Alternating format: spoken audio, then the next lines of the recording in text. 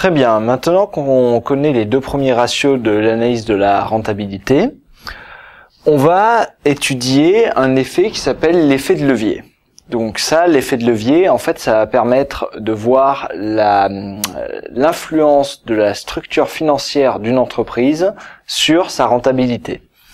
Alors, voilà deux sociétés qui ont une structure financière différente. La société A a un actif économique de 100 qui est entièrement réalisé par des capitaux propres. Donc elle a des capitaux propres de 100.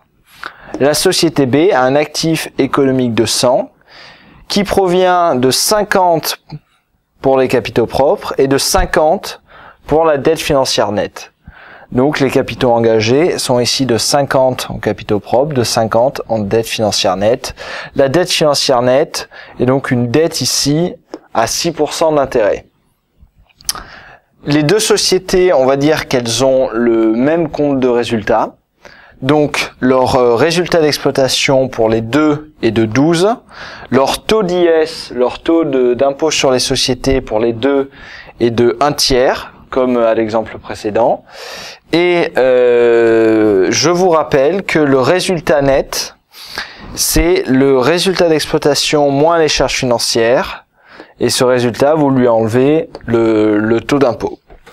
Donc voilà deux sociétés avec des structures de financement très différentes.